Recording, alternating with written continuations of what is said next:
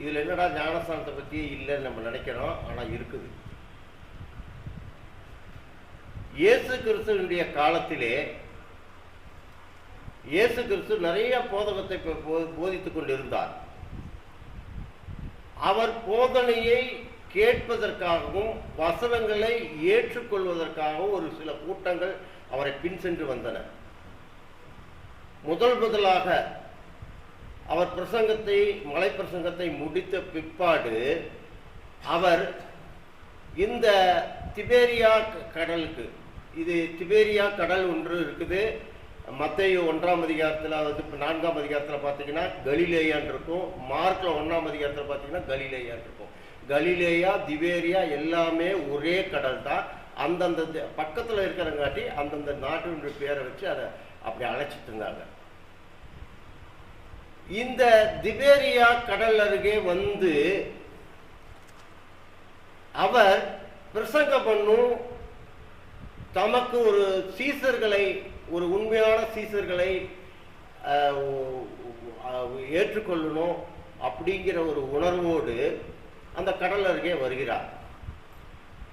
வரும்போது திரளான கூட்டம் அவரை சூழ்ந்து நிற்குது.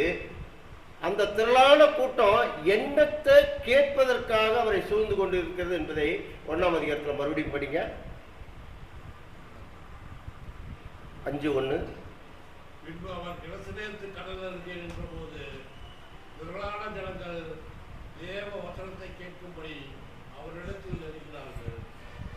கெனசரேத்து, திபேரியா, கலிலேயா எல்லாமே ஒரே கடல் தான். இது இந்த கடல்கிட்ட வந்து இவர் வந்து இந்த இடத்துல நிற்கும் பொழுது அவருடைய வசனத்தை கேட்கும்படியாக திரளான கூட்டங்கள் வந்தது.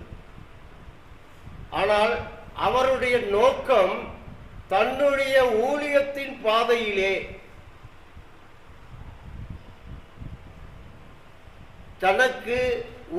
தனக்கு சீசர்களை ஏற்படுத்தி கொள்ள வேண்டும் என்ற எண்ணத்தில் அந்த இடத்திற்கு வந்திருக்கிறார். அவருக்கு முதலாவதாக பட்டது 2 படகு. 2 படகை அங்கு அவர் கண்ணில் பட்டுது. ஒரு படகு சீமோன் பேதுருடைய படகு. அவருக்கு வந்த உடனே அவருக்கு செலக்ட் பண்ணிருக்கலாம். ஆனா அவர் உடனே அந்த படவை, அந்த சீமோன் பேதுரு, அவருக்கு தெரியாது சீமோன் பேதுரு என்கிற அவரோடது எந்த படகு என்பது அவருக்கு தெரியாது. இருந்தாலும் படகிலே ஏறி உட்கார்வதற்கு அந்த இடத்துல வந்து ஏறி உட்கார அவர் ஆயத்தமாகிறார். அது தற்செயலாக சீமோன் பேதுருடைய படகாக இருந்தது.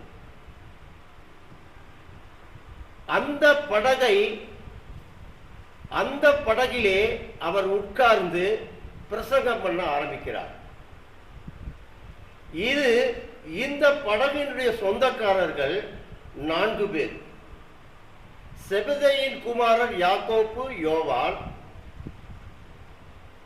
சீமோன் பேதுரு, அரிமத்தையா, இவர்கள் 2 பேரும் சகோதரர்கள். அவர்கள் 2 பேரும் சகோதரர்கள். இந்த 4 பேர்களும் கூட்டாளிகள். எதுல தெரியுங்களா? மீன் பிடிப்பதில் கூட்டாளிகள். இவர்கள் கொஞ்ச நாள் தான் இந்த மீன்பிடி தொழிலை செய்யல. இவர்கள் பிறந்து வளர்ந்து எல்லாமே ஆளானது இந்த கடல்ல தான். அதனால் எந்த இடத்துல எதை போட்டா மீன் பிடிக்கலாங்கிறது இவங்களுக்கு தெரியும்.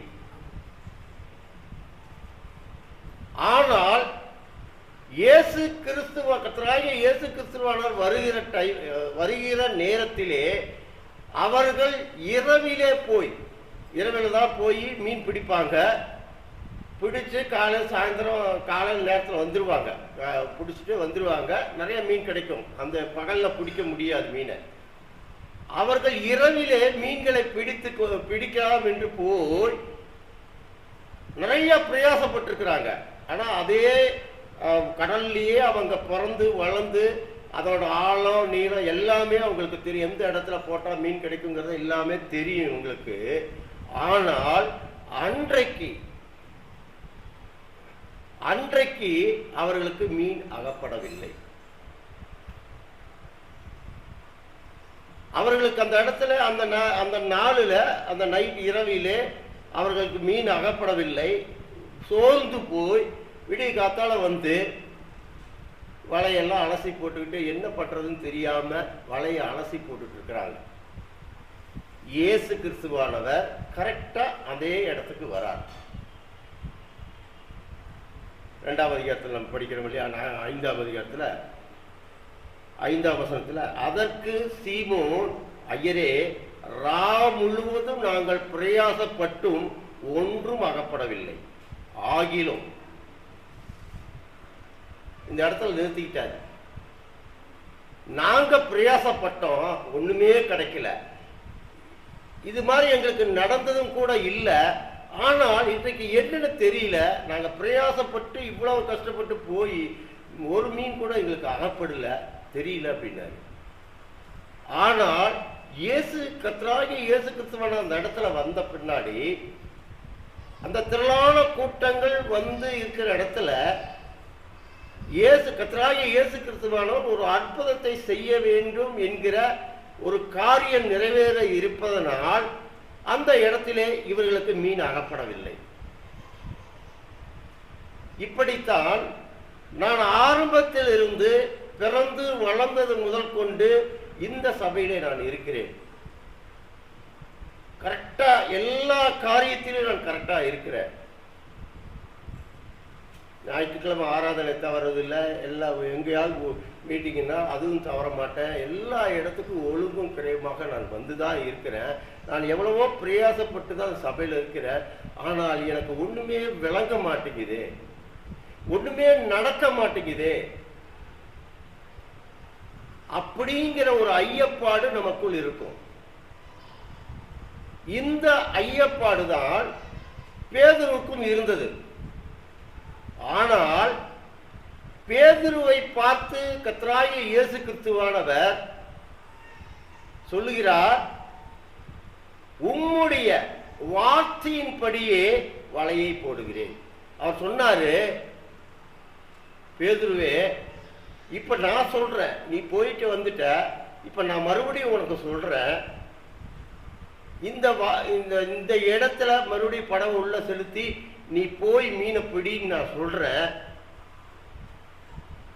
சொன்ன உடனே அவர் என்ன சொல்றாரு, நான் முழுவதும் பிரயாசப்பட்டேன் ஐயரே, எனக்கு ஒண்ணுமே கிடைக்கலையே, இருந்தாலும் ஆகிலும் நீங்க சொன்னீங்கல்ல உங்களுடைய வார்த்தை, இதற்கு நான் கீழ்ப்படுகிறேன். நாம் எத்தனை பேர் கீழ்ப்படுத்திருக்கிறோம்? ஞானஸ்தானம் எடுத்தாலும் கூட கீழ்ப்படிய மாட்டேங்கிறோம். அவருடைய வார்த்தைக்கு நான் கீழ்ப்படுகிறேன் என்று நான் ஞானஸ்தானம் எடுத்த பிற்பாடு கூட கீழ்ப்படியாமல் இருக்கிறோம். ஞானஸ்தானத்திற்கு நாம் ஆயத்தமானாலும் கூட அதை தவற விட்டு கொண்டு நாம் இருந்து கொண்டுதான் இருக்கிறோம். நான் எப்படியாவது இந்த வார்த்தைக்கு கீழ்ப்படிந்து அது என்ன கஷ்டங்கள், துன்பங்கள், வேதனைகள், நெருக்கங்கள் வந்தாலும் நான் இந்த சபையிலே என்னுடைய விசுவாசத்தை காட்டுவேன் என்கிற அந்த வைராக்கியம் நமக்குள் இருக்கிறதா? இருக்கும். ஆரம்ப கால ஸ்டேஜில் இருக்கும். போக போக போக போக அது மாறிக்கொண்டே போகும். இந்த ஞானஸ்தானம் என்பது சாதாரண ஒரு காரியம் அல்ல. யோவான் கொடுத்தார் ஞானஸ்தானம், அது மனம் திரும்புதலுக்கு ஏற்ற ஞானஸ்தானம். இப்ப ஞானஸ்தானம் பெறாமல் இருக்கிறாங்க பார்த்தீங்களா, அந்த மாதிரி ஒரு ஸ்டேஜ் அது. முழுமையாக கர்த்தராகிய இயேசு கிறிஸ்துவினுடைய கூட நானும் மரித்து அவருடைய கூட எழுந்திருப்பேன் என்பதுதான் உண்மையான விசுவாசம். இந்த விசுவாசத்தின் மூலமாகத்தான் நாம் அந்த ஞானஸ்தானத்தை பெறுகிறோம். ஞானஸ்தானம் பெறாட்டினால் நான் நல்லாத்தான் இருக்கிறேன். எல்லாருமே நல்லா தான் இருக்கிறாங்க. திருப்பதி போறவங்க நல்லா தான் இருக்கான், மருதமலை போறவங்க நல்லா இருக்கா, குருவாயூர் போறவங்க நல்லா தான் இருக்கிறான். நானும் நல்லா தான் இருக்கிறேன். ஆனா நீங்க இத்தனை வருடமாக கேட்டுக்கொண்டிருந்த சுவிசேஷம் என்ன ஆனது? இதற்கு நாம் கீழ்ப்படுத்தி இருக்கிறோமா? கீழ்ப்படிந்து இருந்தால், கர்த்தராகிய இயேசு கிறிஸ்துவானவர் பேதுரு சொன்ன வார்த்தைக்கு மறுபேச்சு பேசல. இருந்தாலும் ஆகிலும் நீ சொன்ன வார்த்தையின்படியே நான் வலையை போடுகிறேன். போட்டாங்களா? கிடைச்சதா? கிடைச்சது. அவர்களுடைய விசுவாசம் அவர்களை ரட்சித்தது.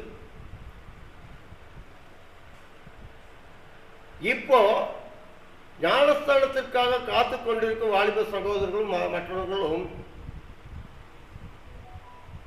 அவர்கள் ஞானஸ்தானம் பெற்ற பிற்பாடு அதிசயம், அற்புதம் கண்டிப்பாக நடக்கும். எப்படி? எடுத்த உடனே பரிசுத்த ஆவியானவர் என்கிட்ட இருக்கிறாரு அப்படிங்கிற அடையாளம் நமக்குள் இருக்காது.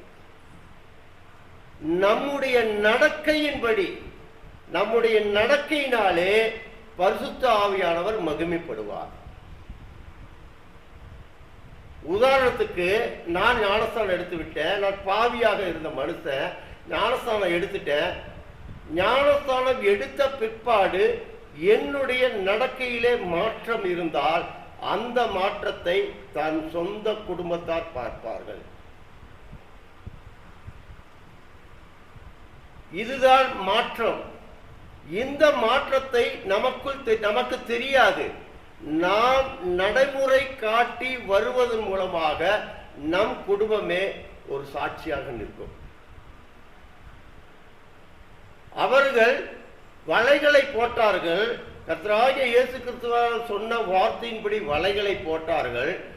வலைகள் கிழியத்தக்கதாக, 2 படகுகள் நிரம்பத்தக்கதாக மீன்கள் கிடைத்தது. இதை யாருங்க பார்த்தா? அங்க நின்றுட்டு இருந்து இவருடைய வசனத்தை கேட்பதற்காக ஆவலோடு நின்று கொண்டிருந்தார்கள் அல்லவா, அந்த ஜனங்கள் உற்று நோக்கினார்கள். இவர்களுக்குள் ஏதோ ஒரு மகிமை இருக்கிறது. போதகர் சொன்னாரே, போட்டாங்க. ஆனா அந்த போட்ட இடத்துல அத்தனை மீன்களை பிடிப்பதற்கு இவர்களுக்குள் ஏதோ ஒரு வல்லமை இருக்கிறது என்று திரளான ஜனங்கள் பார்த்து கொண்டு வியப்படைந்தார்கள், பிரமித்து நின்றார்கள். பிரமிப்பு சாதாரண பிரமிப்பு அல்ல. போட்ட வலையில் ஒரு வலையில வந்திருந்தா பரவாயில்ல, அந்த வலை கிழியத்தக்கதாக மீன்கள் வந்தது. ஒரு போட்டு நிறையில, ஒரு படகு நிறையில, 2 படகுகளும் நிறைந்தது. அவர்கள் அதை பார்க்கும் பொழுது அவர்களுக்குள் ஒரு வியப்பு. இது அந்த யோவானும் யாக்கோப்புக்கும் ஒரு வியப்பாக தோன்றியது. இவர் எப்பேற்பட்டவராக இருக்கக்கூடும், எப்பேற்பட்ட மனுஷனா அந்த சொன்ன வார்த்தைக்கு விலங்குகள் கூட, அந்த நீரில் நீந்துகின்ற அந்த அந்த மீன்கள் கூட கீழ்ப்படுகிறதே அப்படிங்கிற ஒரு வியப்பு. அந்த வியப்பு இவர்களுக்கு ஏற்பட்டது. இவர்களுக்கு மாத்திரமல்ல, இவர்கள் கூட இருந்த அத்தனை பேர்களுக்கும் அந்த வியப்பு ஏற்பட்டது.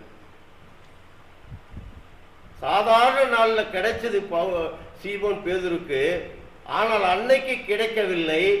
கர்த்தராகிய இயேசு கிறிஸ்துவினோட வார்த்தையை யாரெல்லாம் கேட்டு விசுவாசித்து அதற்கு கீழ்ப்படுகிறார்களோ அவர்களுக்கு வலைகள் கிழிந்து போகக்கூடிய அளவிற்கு திரளான மீன்களை கொடுப்பார். ஆசீர்வாதம் ஆசீர்வாதம் என்று நாம் சொல்லுகிறோம். ஆசீர்வாதம் மட்டும் நமக்கு கிடைச்சா போதுங்களா? அந்த ஆசீர்வாதத்திற்கு முன்னாடி சொல்லப்படுகிற வசனங்கள் என்ன சொல்லப்படுகிறது? என் கட்டளைகளையும் பிரமாணங்களையும் கை கொண்டு நடக்கிறவனுக்கு இந்த ஆசீர்வாதம் கிடைக்கும். அதற்கு பின்னாடி நாம் படிச்சோம்னா சாபங்கிற ஒரு வார்த்தை இருக்கும். ஆனா யாருமே அந்த சாபத்தை படிக்க மாட்டாங்க. ஏன்னா அது படிச்சாவே சாபம் தானே. ஆனா நாம் ஏன் அந்த சாபம் வருகிறது என்பதை புரிந்து கொள்ள மாட்டோம். கீழ்ப்படியாமல் போனால் இந்த சாபங்கள் உன் வீட்டுக்கும் உன்னோட தேசத்துக்கும் வரும் என்று தேவன் கட்டளையிட்டிருந்தார். ஆனால் இங்கே இவர்கள் கீழ்ப்படிந்தார்கள். எவர்கள் எல்லாம் கர்த்தராகிய இயேசு கிறிஸ்துவானவருடைய வார்த்தையை கேட்டு அறிக்கையிட்டு தங்களுடைய பாவங்களை தங்களுடைய பாவங்களை விமோசனம் கிடைக்க வேண்டும். நான் பாவியாக பிறந்தவன், இந்த பாவியின் மீது இந்த தேவன் இந்த பாவியின் மீது அக்கறை கொண்டு இருக்கிறார் என்பதை சீமோன் பேதுரு உணர்ந்தார். அதனால் தான் எடுத்த உடனே வார்த்தை, ஐயரே நீங்க போயிருங்க, நான் ஒரு பெரிய பாவியான மனுஷன், நீங்க தயவு செய்து என்னை விட்டு போயிருங்க. இல்லப்பா, நான் பாவிகளை ரட்சிக்கவே இந்த உலகத்துக்கு வந்தேன், நீ ஒரு அறிக்கையை கொடுத்தே அல்லவா, நான் ஒரு பாவி என்கிற ஒரு அறிக்கையை கொடுத்து வா, இதே உன்னை ரட்சித்தது. பிரமிப்பு எல்லாருக்குமே வந்தது. இப்ப ஞானஸ்தானத்திற்காக இருக்க பிள்ளைகள் நாளைக்கு ஞானஸ்தானம் எடுக்க போறவங்களுக்கு ஞானஸ்தானம் எடுத்த உடனே எல்லாமே நடந்துருங்கிறத அல்ல, கொஞ்ச நாள் ஆகும். நம்முடைய நடவடிக்கையில நிறைய மாற்றங்கள் வரணும். ட்ரீட்மெண்ட்டுக்கு மாத்திரையை கொடுக்குறாரு டாக்டரு, உடனே க்யூர் ஆகாது, வெகு நாட்கள் ஆகும். அது போய் உடம்புல வேலை செய்யணும், ஒவ்வொரு நரம்புலையும் போய் வேலை செய்யணும், ரத்தத்தில் போய் கலக்கணும். அந்த ரத்தம் ஒவ்வொரு இடத்துலையும் போய் போகும்பொழுது அதற்கு ஒரு புத்துணர்வு வரும். ஞானஸ்தானம் பெற்றவுடனே பரிசுத்த ஆவியானவர் என்னிடத்தில் இருக்கிறார் என்று நாம் நினைத்தால் இதைவிட முட்டாள்தனமான காரியம் ஒன்றுமே இல்லை. ஞானஸ்தானம் என்பது ஒரு அச்ச அடையாளம். இந்த ஞானஸ்தானத்தினாலே நாம் பெற்றுக்கொள்ளக்கூடியது பரிசுத்த ஆவியானவர் நம் இடத்திலே வாசம் பண்ணுவதற்கு இது நாம் பெற்றுக்கொள்கிறோம். அதனால்தான் கொரிந்தியரிலே சொல்லும்போது நீங்கள் தேவனுடைய ஆலயமாய் இருக்கிறீர்கள். இத்தனை நாள் அவங்க இல்லை, நாளையிலிருந்து அவங்க தேவனுடைய ஆலயமா இருக்க போறாங்க. இந்த ஆலயத்தை ஒருவன் கெடுக்க முயன்றால் தேவன் அவனை கெடுத்து போடுவார். நீங்க ஞானஸ்தானம் எடுத்துட்டு நான் மறுபடியும் அப்படித்தான் இருப்பேன் என்கிற அந்த மனசாட்சியை நீங்கள் கடினப்படுத்தி கொண்டீர்கள் ஆனால் அதன் விளைவு மோசமாகி போய்விடும். எவ்வளவோ நாட்கள் யோசனை பண்ணியிருக்கிறீங்க, யோசனை பண்ணின காரியத்திலே நிலைத்திருப்பதற்கு நீங்கள் முயற்சி பண்ணுங்கள். உங்களுடைய அலுவல்கள், நீங்கள் இருக்கும் வீட்டின் பக்கத்து வீடு, நீங்கள் அன்றாடு புழங்கிக் கொண்டிருக்கிற ஆட்கள், நீங்கள் செல்லக்கூடிய வீடுகள், இந்த இடத்தில் எல்லாம் உங்களுடைய மாற்றத்தை காட்டுங்கள். நீங்கள் அந்த மாற்றத்தை காட்டும் பொழுதுதான் பரிசுத்த ஆவியானவர் உங்களிடத்திலே இருக்கிறார் என்கிறதை உணர்வீர்கள். அந்த ஆசீர்வாதத்தை நீங்கள் பெறுவீர்கள். அந்த ஆசீர்வாதத்தை பெறுவதற்கு நாம் அந்த சாட்சியுள்ள ஜீவிக்க வேண்டும். மற்றவர்கள் பார்த்து இப்படி இருந்தா இப்படி இருக்க, இன்னைக்கு இப்படி இருக்கிறார், இது அன்னைக்கு மட்டும் சொல்லக்கூடிய வார்த்தை அல்ல, லைஃப் லாங், மரண பரியந்தம் நம்மை பற்றி அவர்கள் சொல்ல வேண்டும். நம்முடைய அலுவல்கள் இருக்கிற சக ஊழியர்கள், அக்கம் பக்கத்தில் இருக்கிறவர்கள், நம்முடைய சொந்த பந்தத்தில் இருக்கிறவர்கள், என்னமோ சும்மா போயிட்டே இருந்தோம், திடீர்னு என்னமோ ஞானஸ்தானம் எடுத்துட்டான், அதை விட மோசமா இப்போ இருக்கிறாங்கிற வார்த்தையை தயவு செய்து உங்களுக்குள் கொண்டு வந்து விடாதீர்கள். அது உங்களை மட்டும் பாதிச்சு இருந்ததுன்னா பரவாயில்ல, உங்களுக்குள் இருக்கும் அந்த பரிசுத்த ஆவியானவரை தூசிக்கும் அளவிற்கு நாம் கொண்டு போய்விடுவோம். அந்த அளவிற்கு நம்முடைய ஜீவனை நாம் மாற்றிக்கொள்ள வேண்டும். அன்றாட நம்முடைய ஜீவியத்திலே மாற்றத்தை கொண்டு வந்து கொண்டே இருக்க வேண்டும். ஏன் எடுத்தா இதுல என்ன பிரயோஜனம் கிடைக்கும்? இத்தனை நாள் நீங்கள் பிரயாசப்பட்ட காரியத்திலே இந்த ஞானஸ்தானத்தின் மூலமாக உங்களுடைய நடக்கையை காட்டும் பொழுது அந்த ஆசீர்வாதத்தை நீங்கள் பெறுவீர்கள். எவ்வளவோ பிரயாசப்பட்டு நான் வரேன் போறேன் எல்லாமே நான் இது பண்றேன், ஆனா என்னுடைய குடும்பத்துல எந்த விதமான ஒரு வியப்பான சம்பவம் நடக்க மாட்டேங்குது, பிரமிக்கத்தக்கதான செயல்கள் நடக்க மாட்டேங்குது. நடக்கும். உங்களை நீங்களே நிதானித்து பார்த்து சோதித்து பார்த்து நான் எந்த செயலிலே நான் மாறி இருக்கிறேன், இன்னும் நான் மாறக்கூடிய தன்மைகள் என்ன, என்னுடைய காரியங்களிலே நான் பல காரியங்களை விட்டு இருக்கிறேனா என்பதை நீங்களே ஒவ்வொரு இரவும் சோதித்து பார்த்தீர்கள் என்றால், இப்பொழுதல்ல நாளையிலிருந்து ஞானஸ்தானம் பெறக்கூடிய ஒவ்வொருவருக்கும் பரிசுத்த ஆவியானவர் இது நல்லது இது கெட்டது என்பதை உணர்த்துவார். இதை நீங்க புரிஞ்சுக்குங்க. இப்போ உங்களுக்கு அது வராது, அந்த ஒரு இது சிந்தனை வராது. சிந்தனையை உண்டு பண்ணி கொடுப்பதற்காக உங்களுக்குள் பரிசுத்த ஆவியானவர் ஏவி விடுவார். மகனே அந்த இடத்துக்கு போயிடாத, மகளே நீ அந்த இடத்துக்கு போயிடாத, அது பாவம், இது நன்மை என்பதை உணர்த்தி கொண்டே இருப்பார். நாம் அவருடைய வார்த்தைக்கு கீழ்ப்படிந்தோம் என்றால் நம்முடைய வாழ்க்கை ஆசீர்வாதமான வாழ்க்கையாகவும் மற்றவர்களுக்கு ஒரு சாட்சியுள்ள ஜீவியமாகவும் இருக்கும். இதை நீங்கள் புரிந்து கொள்ள வேண்டும். இந்த ஞானஸ்தானத்தின் மூலமாக நான் என்னென்னத்தை கற்றுக்கொள்ளப்படுகிறேன்? உலக காரியத்தை கற்றுக்கொள்ள மாட்டீர்கள். சரீரத்திற்குண்டான காரியங்களை நீங்கள் கற்றுக்கொள்ள மாட்டீங்க. இது எல்லாம் இந்த உலகத்தில் இருக்கும் பொழுது நீங்கள் தான் கற்றுக்கொள்ள வேண்டும். ஆனால் ஆவிக்குரிய வாழ்க்கையிலே நீங்கள் கற்றுக்கொள்ள வேண்டிய காரியங்களை நாளுக்கு நாள் பரிசுத்த ஆவியானவர் புதுப்பித்துக் கொண்டே வருவார். அதற்கு நீங்கள் கை கொடுக்க வேண்டும், உறுதுணையாக இருக்க வேண்டும். சில காரியங்கள் சில இடத்துல நடக்கும், அந்த மாதிரி நடக்கும். போது அந்த இடத்துல நின்று நீங்களே ஒரு சின்ன ஜபத்தை எடுத்து பாருங்க, தெரிஞ்சு போயிருங்க. ஓ இது போறது தப்பு, தேவன் நம்மளை தடுத்துட்டாரு, போக வேண்டாம்.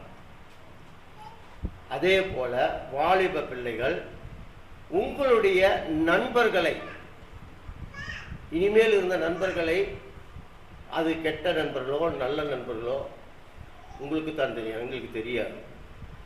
உங்களுக்கே தெரியும் யார் கெட்ட நண்பன், யார் நமக்கு நல்ல வாழ்க்கையை பற்றி அட்வைஸ் பண்ணி கொண்டிருக்கிறவன், எச்சரித்துக் கொண்டிருக்கிறவன் என்ற நண்பனை பற்றி உங்களுக்கு தெரியும். அதை விலக்கிக் கொள்ளுங்கள். அதே போல சில விக்கிரக ஆராதனை கோயிலே நடக்கக்கூடிய காரியங்களிலே உங்களை முன் வைக்காதீர்கள். முன் வைத்தால் ஞானஸ்தானம் பெற்ற பிறகு நீங்கள் முன் வைத்தால் நீங்கள் உங்களை மறுபடியும் புதுப்பிக்கிறது கூடாத காரியமாகி விடும். எபிரேயர் 6ஆம் அதிகாரம் 7ஆம் வசனம். எபிரேயர் 6ஆம் அதிகாரம்.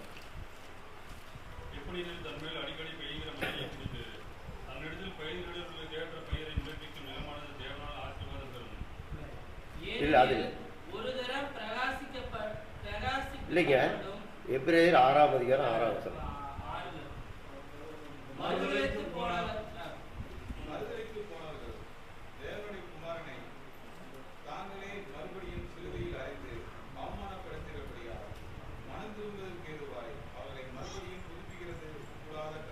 இது ரொம்ப கஷ்டமான ஒரு காரியம்.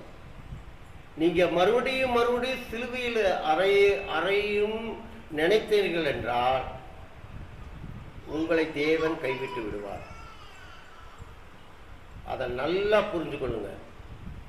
இல்லை எனக்கு இந்த பழைய வாழ்க்கை நன்றாக இருக்கிறது, எனக்கு அந்த வாழ்க்கை போதும் என்று நீங்கள் நினைத்தீர்கள் என்றால் தயவு செய்து ஞானஸ்தானம் என்கிற அச்ச அடையாளத்தை நீங்கள் பெற்றுக்கொள்ள வேண்டாம். இதெல்லாம் தட்டி கொடுத்து சொல்ல வேண்டிய காரியம் அல்ல, எச்சரித்து சொல்ல வேண்டிய காரியம். விளையாட்டுத்தனமாக இது செய்யக்கூடிய காரியம் அல்ல. என் மகன் என் மகள் ஞானஸ்தானம் பெற்றுவிட்டால் ஆஹா நல்ல ஒரு பெரிய இதாயிருவான், நல்ல ஒரு அந்தஸ்தில் வந்துடுவான், கெட்ட பழக்கமெல்லாம் கெட்ட பழக்கம் மாறுவது என்றால் தாய் தகப்பனிடத்தில் இல்லை, பிள்ளைகளிடத்தில் தான் இருக்குது. இதற்கு உறுதுணையாக இருப்பது பரிசுத்த ஆவியானவர். அதைவிட மேலாக உறுதுணையாக இருப்பது தாய் தகப்பன். நீங்கள் நடந்து காட்டும் பொழுது உங்களுடைய பிள்ளைகள், என்னுடைய அப்பா ஏதோ ஒரு காலத்திலே அம்மா ஞானஸ்தானம் பெற்றார்கள், அவர்களுடைய ஜீவியத்திலே நிறைய கஷ்டங்கள் பட்டிருக்கிறாங்க, ஆனால் இப்போ நல்லா இருக்கிறாங்க. இதற்கு காரணம் என்ன? அதை உங்களுடைய பிள்ளைகளையே நிதானித்து பார்த்து விடுவார்கள். இனி நான் என்னுடைய தாய் தகப்பன் போல் வாழ்வேன் என்கிற ஒரு வைராக்கியத்தை கொண்டவர்களாக இருப்பார்கள். நீங்க அந்த மாதிரியான இடத்திற்கு மறுவழியும் உங்களை ஈடுபடுத்தி கொள்ளாதீர்கள். அதே போல உலக காரியத்திலே இருக்கும் பெருமைக்குரிய காரியமான அரசியல், மற்ற காரியங்கள், இதிலே ஈடுபடாதீர்கள். இதையெல்லாம் தேவனுக்கு ஆகாத காரியம். அரசியல் பண்ணின வாழ்க்கை வேதாகமத்திலே நிறைய பேர்த்தோட வாழ்க்கை வீழ்ச்சி அடைந்திருக்கிறது. அதற்கு உதாரணம் சிம்சோன்,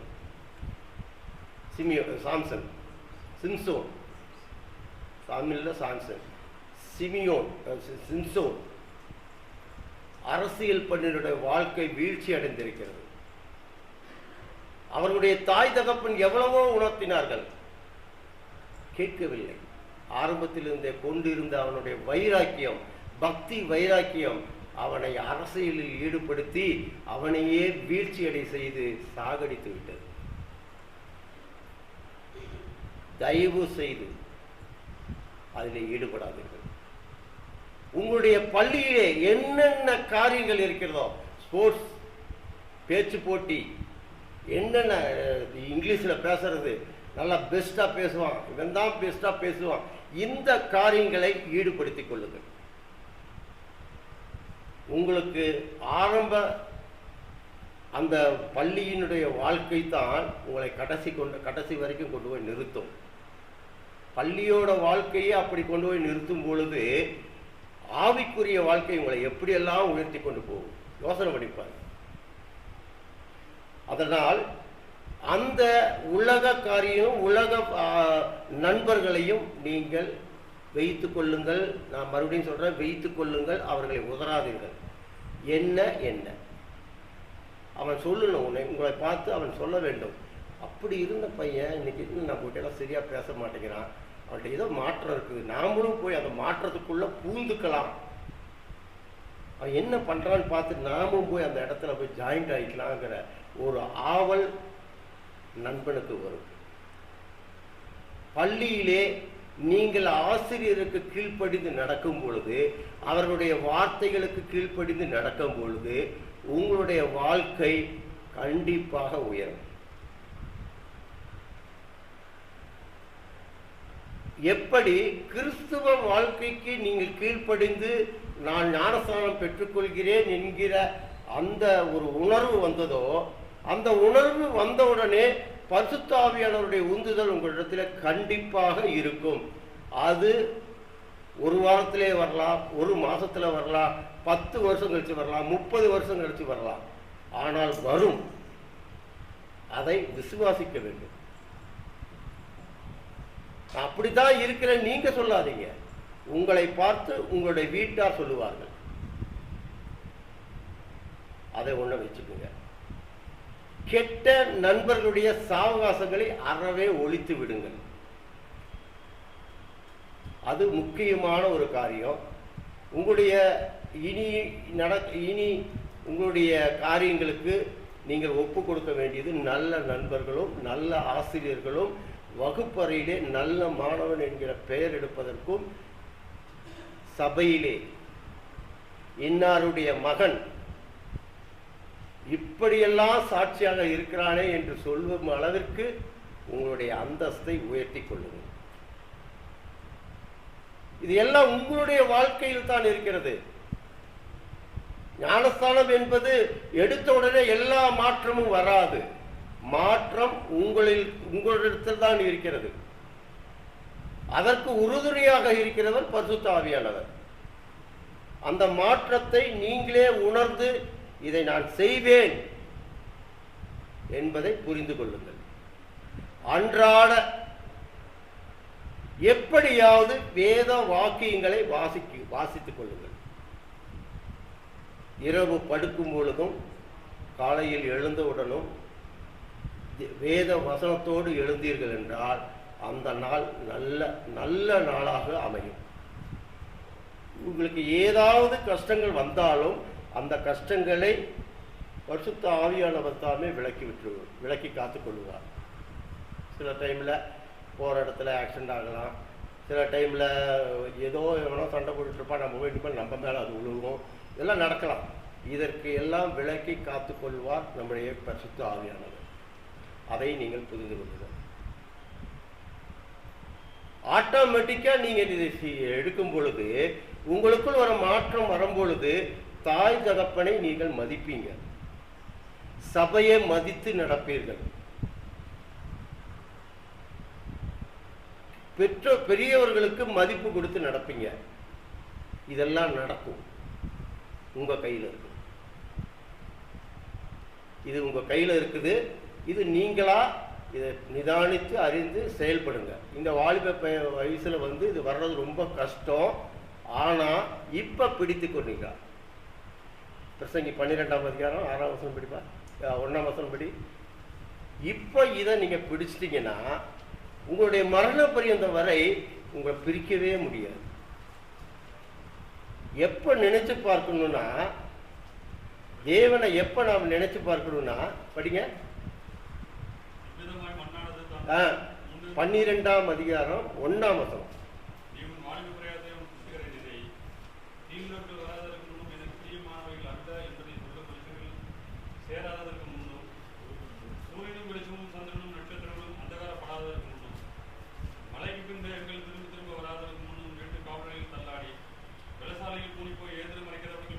சரி, 12:1 தானே படிக்கிறீங்க?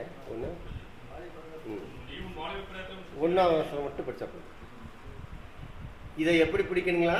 வாலிப பிரயாசத்தில் பிடித்துட்டீங்கன்னா உங்களுக்கு இந்த காரியங்கள், எந்த காரியங்களும் உங்களை அணுகாது. எப்பேற்பட்ட ஆட்கள் உங்களை மடக்கினாலும் கூட நீங்க மடங்க மாட்டீங்க. அதற்கு நீங்கள் உங்களையே ஒப்பு கொடுக்க வேண்டும். ஒப்பு கொடுத்துட்டீங்கன்னா உங்களை அசைக்க முடியாது. முதல் காரியம், பைபிள் படிங்க.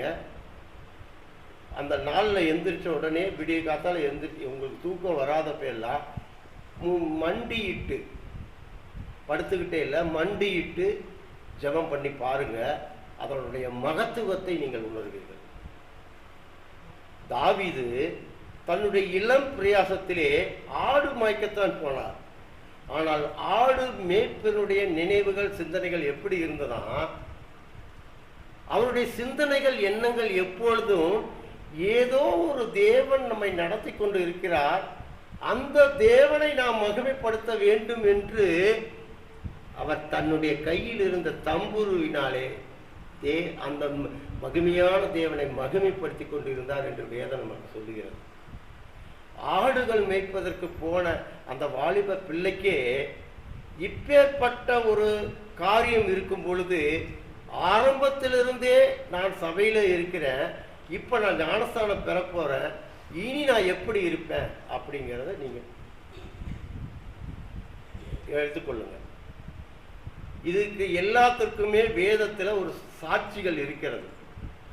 நான் என்னுடைய சுய கருத்தை பேசல, சுயேசத்தை பேசல. நான் சொன்ன எல்லாத்துக்குமே இதுல வீழ்ச்சியானவர்கள், இதிலே உயர்வுக்கு வந்தவர்கள், இதிலே ராஜ மகிமை அடைந்தவர்கள், ராஜ மகிமையை அடைந்தவர்கள் மூலமாக அவர்கள் வாரிசாக கர்த்தராகிய இயேசு கிறிஸ்துவானவர் பிறக்கக்கூடிய ஒரு சூழ்நிலை இவ்வளவு உயர்வு இருந்திருக்கிறது. நமக்கு அந்த உயர்வு கிடைக்கும், கண்டிப்பாக கிடைக்கும். கொஞ்சம் நாள் ஆகும், இதை எடுத்துக்கிறதுக்கு கொஞ்சம் நாள் ஆகும்.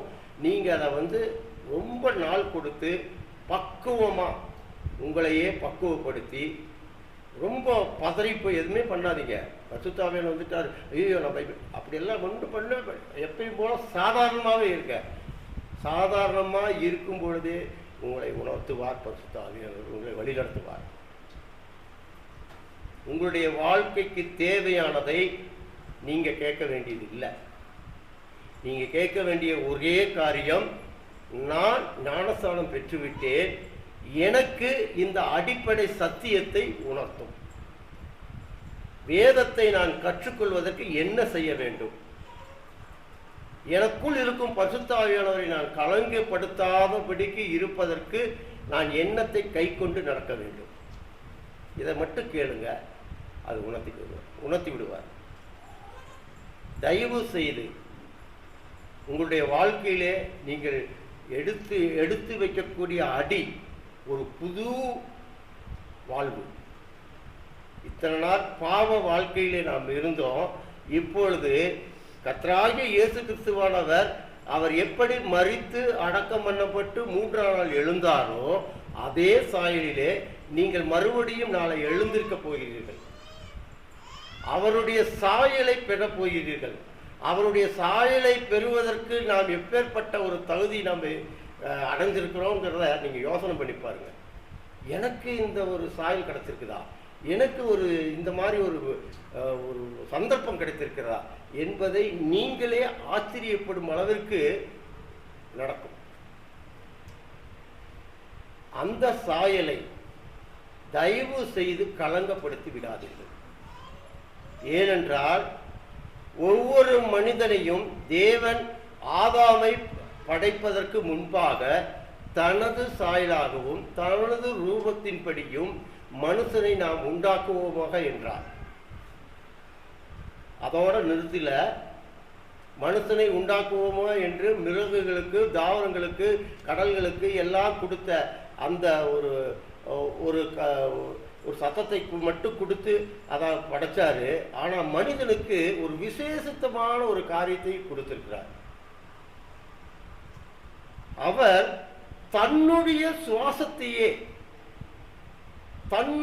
சுவாசத்தையே அந்த களிமண்ணால உருவாக்கின அந்த ஒரு உருவத்திற்கு தன்னுடைய சுவாசத்தையே கொடுத்தார். அந்த சுவாசத்தை பெற்றுக்கொண்ட நாம், அவருடைய சுவாசத்திலே வாழ்ந்து கொண்டிருக்கிற நாம் எப்படி நன்றியுள்ளவர்களாக நடக்கப் போகிறோம்? நடக்கணும், நடந்து காட்டணும். தீர்க்கதரிசிகள் நடந்திருக்கிறார்கள், அப்போஸ்தலர்கள் நடந்திருக்கிறார்கள், நிறைய பேர் நடந்திருக்கிறார்கள். இதுல ஒரு அதிசயம் என்னென்றா, இயேசு கிறிஸ்துவானவர் ஊழியம் செய்து கொண்டிருந்த காலத்திலே வந்தாங்க, கேட்டாங்க, பசியை போக்கிட்டாங்க, வியாதியை எடுத்துட்டாங்க, கூட்டமா வருவாங்க, கூட்டமா போயிடுவாங்க. ஆனா இயேசு கிறிஸ்துவானவர் மரித்த பிற்பாடு நான் போய் உங்களுக்கு ஒரு தேற்றவாளனை அனுப்புகிறேன் என்ற சொன்ன வார்த்தையை அவர் எப்பொழுது பணமேறி போனாரோ அப்பொழுதே நிறைவேறிவிட்டது. அப்போஸ்தலர் 2ஆம் அதிகாரத்தில் நாம் படிக்கிறோம். அது அந்த வார்த்தை அப்பொழுதுதான் நிறைவேறினது. வெறுமையாக அவர்கள் இருந்தார்கள், மனதில் ஒரு திருப்தி இல்லை. அவர் வந்தாரு, போனாரு, நல்ல காரியங்கள் எல்லாம் சொல்லி கொடுத்தாரு. ஆனா நான் வெறுமையா இருக்கிறேன். எத்தனையோ அப்போஸ்தலர்கள், எத்தனையோ ஜனங்கள் அதாவது தேம்பிக் கொண்டு இருந்தார்கள். அவர் சொன்ன அந்த வார்த்தை எப்பொழுது நிறைவேறப் போகிறது? இப்பொழுது அதைத்தான் நீங்களும் பண்ண போறீங்க. அப்போஸ்தலருக்கு அந்த காரியம் முழுமை அடைந்தது. இயேசு கிறிஸ்துவானவர் பரமேறி போன உடனே நான் உங்களுக்கு ஒரு தேற்றவாளனை கொடுக்கிறேன், அவர் உங்களை தேற்றுவார், எல்லா காரியத்திலும் உங்களை தேற்றுவார். நீங்கள் கலங்க வேண்டாம். பயப்பட வேண்டாம், திகைக்க வேண்டாம். உங்களை அவர் வழி நடத்துவார். எப்பொழுது? நீங்கள் ஞானஸ்தானம் பெற்ற பிற்பாடு. இத்தனை நாள் வசனத்தை கேட்டுட்டீங்க, எவ்வளவோ செய்திகளை கேட்டிருக்கிறீங்க. இதுதான் கர்த்தராகிய இயேசு கிறிஸ்துவனுடைய உண்மையான வார்த்தை. இந்த வார்த்தைக்கு நான் என்னை ஒப்பு கொடுக்கிறேன் என்கிற தைரியம் உங்களுக்குள் எப்பொழுது வருகிறதோ அப்பொழுதே நீங்கள் முழுமை அடைந்து விட்டீர்கள். எப்பொழுது பேதுருவானவர் இயேசு கிறிஸ்துவானிடத்தில் சொன்னாரோ, ஐயரே நீங்க போயிருங்க, நான் ஒரு பாவியான மனுஷன், நீங்க போயிருங்க, தயவு செய்து இருக்க வேண்டாம். ஆனா சொல்லாம சொன்னாரு, பாவியை ரட்சிக்கவே நான் உலகத்துக்கு வந்தேன் என்று சொல்லாமலே சொன்னார். நீ என்னை பின்பற்றி வா, நான் உன்னை மனுஷனை பிடிக்கிறவன ஆக்குவேன் என்று சொன்னார். ஆக்குனார் இல்லையா? முதல் பேதுரு கையில தானே அந்த அந்தஸ்தை கொடுத்தார். அவர் தானே முதல் வாய்விட்டு நீர் ஜீவனுள்ள தேவனுடைய குமாரன் என்று வாய்விட்டு சொன்னவர் அவர் தானே. எத்தனையோ அப்போஸ்தலர்கள் கூட இருந்தாங்க, யாருமே சொல்ல முடியாத ஒரு காரியத்தை தைரியத்தோடு சொன்னாரே. என்ன சொன்னார் இயேசு கிறிஸ்துவானவர்?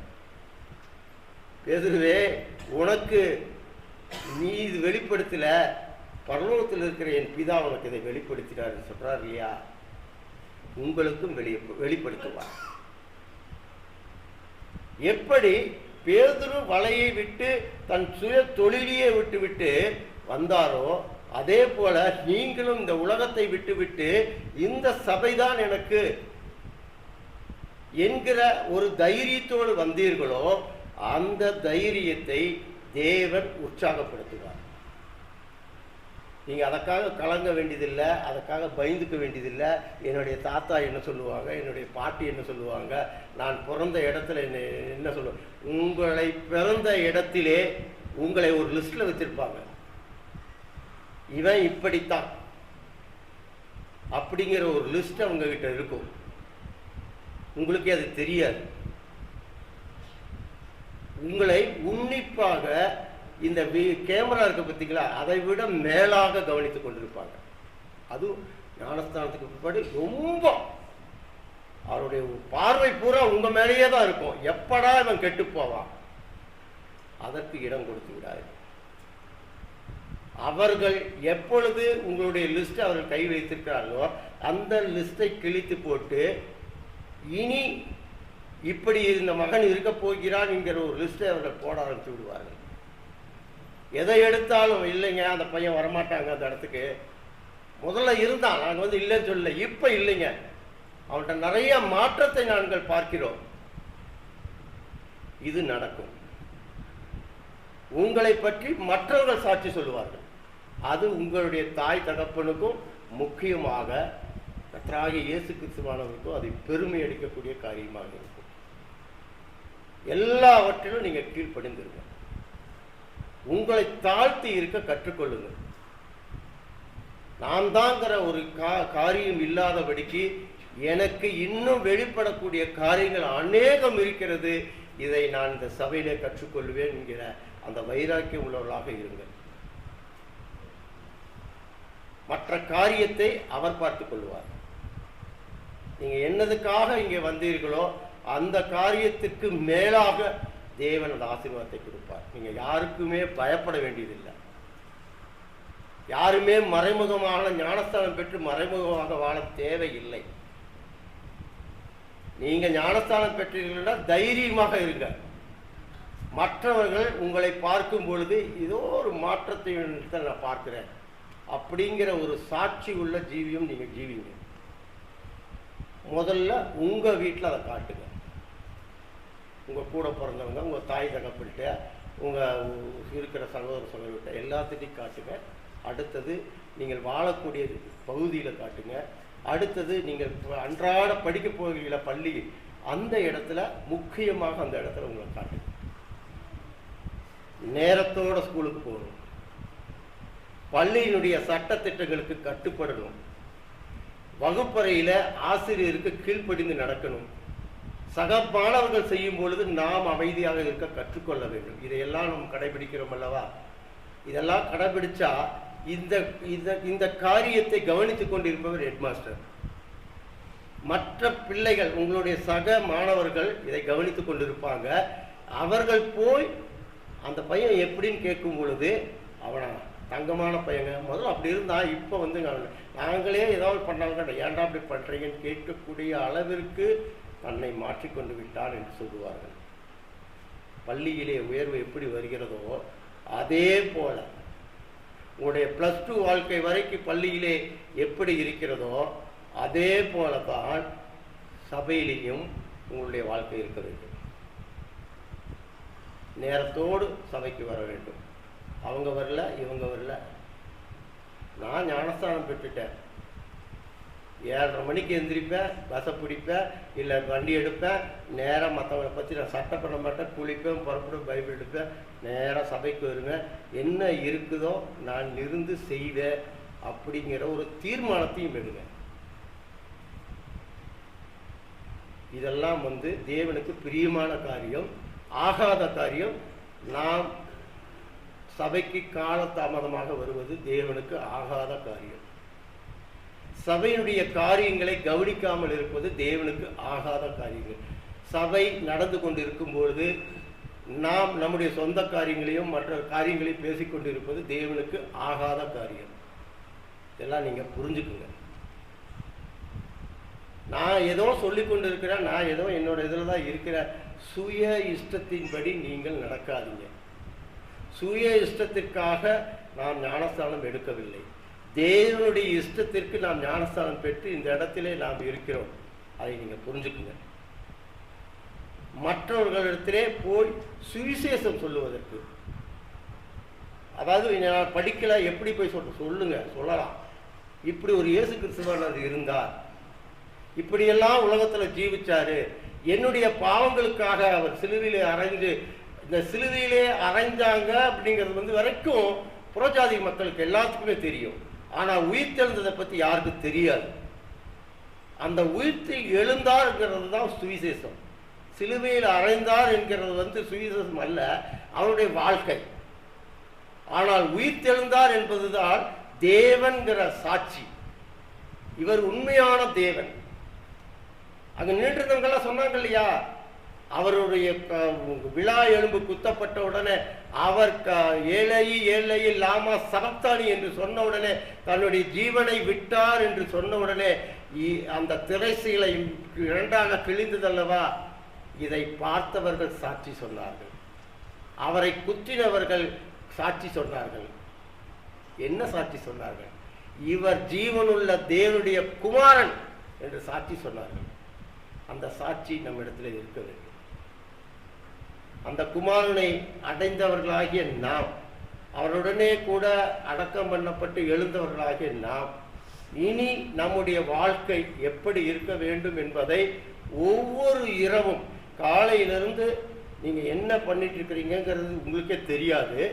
ஆனால் இரவு படுக்கும் பொழுது சும்மா பெட்ல உட்கார்ந்து இன்னைக்கு காலையிலிருந்து ஒரு லிஸ்ட்டை போடுங்க. எப்படி இருந்திருக்கிறேன், எத்தனை பொய் சொல்லியிருக்கிறேன், யார்கிட்ட மாய்மாலம் பண்ணியிருக்கிறேன், என்னென்ன பண்ண, ஸ்கூலில் நான் என்னென்ன பண்ணேங்கிற ஒரு லிஸ்ட்டை போடுங்க. இதில் இருந்து மாறுவதற்கு எனக்கு ஒரு வழியை கொடுங்கன்னு சொல்லி ஜெபம் பண்ணுங்க. மண்டியிட்டு ஜெபம் பண்ணுங்க, உட்காந்துட்டு ஜெபம் பண்ணாதீங்க. அது முக்கியமான ஒரு காரியம். காலையில் எழுந்தவுடன், தேவனே இந்த நாள் நல்ல விதமாக எனக்கு அமைந்து விட்டது, இந்த நாளிலே நடக்கக்கூடிய காரியங்கள் எல்லாம் உங்களுடைய சித்தத்தின்படி நடக்க கடவுது என்று ஜெபத்துக்கு நீங்கள் உங்களுடைய காரியத்தை பாருங்க. கண்டிப்பாக தேவன் உங்களை எல்லா விதத்திலும் அபரிவிதமான ஆசீர்வாதத்தை கொடுப்பார். ஞானஸ்தானம் பெற்றுட்டு இது பண்ணிட்டோங்கிறது இல்லை. நான் டெய்லியும் தான் குளிக்கிறேன், டெய்லியும் தான் தலையில் ஊத்துறேன், அதெல்லாம் வந்து அழுக்கு போகிறது. இது அப்படி அல்ல. நம்முடைய பாவங்களையே தண்ணிக்குள்ள அடக்கம் பண்ணி போட்டு புது மனிதனாக நாம் எழுந்திருப்பது, பழைய மனிதனை களைந்து போட்டு புதிய மனிதனாக நாம் எழுந்திருப்பது தான் இது. அந்த பழைய மனிதனை நான் களைந்து போட்டிருக்கிறேன் என்று நீங்கள் சொல்லும் பொழுது, எழுந்த உடனே புதிய மனிதனை நீங்கள் தரித்து கொண்டிருக்கிறீங்க. இந்த புதிய மனிதனுக்கு உண்டான தன்மைகள் உங்களுக்குள் வருதா, அதை பார்த்துக்கோங்க. அந்த தன்மைகள் வந்தால் உங்களுக்குள் மாற்றங்கள், அநேக மாற்றங்கள் உங்களுக்குள் வரும். எல்லா இடத்திலும் உங்களுடைய பெயர் பெருமைக்குரிய பெயராக இருக்கும், கிறிஸ்துவை மகிமைப்படுத்தக்கூடிய பெயராக இருக்கும். தயவு செய்து நீங்கள் இனிமேல் அடுத்த வாரத்திலிருந்து நீங்களும் அப்பமும் ரசத்திலையும் கையிட போறீங்க. இதுக்கு உங்களை தகுதியாக்கினவர் தேவன்.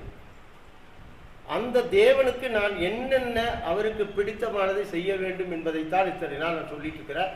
மறுபடியும் சொல்றேன், இன்னையோட விட்டுருங்க.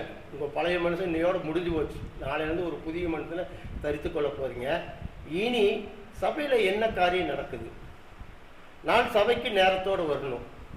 யார் வர்றாங்களோ வரலையோ எனக்கு அதை பற்றியெல்லாம் கவலை இல்லை. நேரத்தோடு சபைக்கு வரணும், சபையில் இருக்க காரியங்களை ஒழுங்குபடுத்தணும். நான் முன்னாடி உட்கார்ந்து சபை காரியங்களை அக்கறையோடு கேட்க வேண்டும், நான் அதிலே தீர வேண்டும் என்கிற ஒரு வைராக்கியம் கொண்டவராக இருந்தோம். இதுதான் நாங்கள் கற்றுக்கொண்டது, நீங்களும் கற்றுக்கொள்ளுங்கள். இதற்காகத்தான் நீங்கள் எல்லாம் பிரயாசப்பட்டிருக்கிறீங்க குழந்தையிலிருந்து. இந்த பிரயாசத்தை நீங்கள் கலங்கடித்திடாதீங்க தயவு செய்து. ஏன்னா வாலிப காலத்தில் நிறைய சோதனை நெருக்கங்கள் வரும். யோசேப்புக்கு வராத சோதனையா வாலிப காலத்தில்? நமக்கு அந்த சோதனையெல்லாம் வராது. இருந்தாலும் கூட யோசேப்பு அந்த சோதனையை, அந்த காலகட்டத்தை எப்படி மீட்டெடுத்தார் என்பதை பாருங்கள். தேவன் அவரோடு கூட இருந்தார். எதனால இருந்தார்? அவர் விபச்சாரத்துக்கு தன்னை ஈடுபடுத்தவில்லை, மற்ற கெட்ட பழக்கங்களுக்கு தன்னை ஈடுபடுத்தாதபடிக்கு அதை விலக்கி காத்து கொண்டதினால் தேவன் அவரோட கூட இருந்தார். இங்கே சீமோனோட கூட இயேசு கிறிஸ்துவானவர் உட்கார்ந்து கொண்டிருந்தார், பக்கத்தில் பேதுரு உட்கார்ந்து கொண்டிருந்தார். சீமோன் பேதுரு இயேசு கிறிஸ்துவானவர் பக்கத்தில் இருந்தங்காட்டி அந்த ஒரு தைரியம் அவருக்குள் இருந்தது. இத்தனை நாள் மீன் பிடிக்க போகும்போது இருந்த தைரியம் வேற, இப்பொழுது அவருக்குள் ஒரு பெரிய தைரியம்.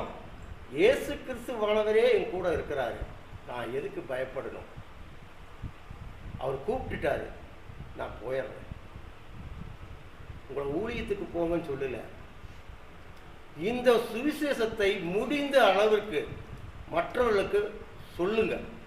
நீங்க சாட்சியா இருந்தா தான் சொல்ல முடியும். அதுக்கு நீங்க பிரயாசப்படுங்க. அதற்குண்டான காரியத்தை தாய் தகப்பன் நாங்களும் இங்கே உங்களுக்கு உண்டான காரியங்களை சொல்லி கொடுத்துக்கிட்டே இருக்கிறோம். நீங்கள் கற்றுக்குங்க. முதல்ல ஒழுக்கம் ஒன்று தான் தேவை, அதை நல்லா தெரிஞ்சுக்குங்க. அதே போல் இந்த அலைபேசியை நீங்கள் நோண்டாதீங்கன்னு நான் சொல்ல மாட்டேன். அதில் நிறையா உங்களுக்கு படிக்கக்கூடிய காரியங்கள்லாம் நிறையா இருக்குது. ஆனாலும் அதிகமாய் உங்களுடைய மென்டலை, உங்களுடைய மூளையை அதில் செலுத்தாதுங்க.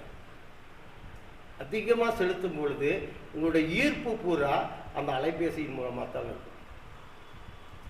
வீடு எடுத்தீங்கன்னா டக்குன்னு என்ன பண்ணுவீங்க? பைபிள் வசனம் சொன்ன உடனே இதெடு, பைபிள் இதெடு, அந்த இது வேத வாசிப்பு எடுக்கு, அதைத்தான் போய் டச் பண்ணுவீங்களோட இது வேதத்தை தொட மாட்டீங்க. வேதத்தை தொட்டு எவன் ஒருவன் படிக்கிறானோ அவன் ஞானமடைவான்.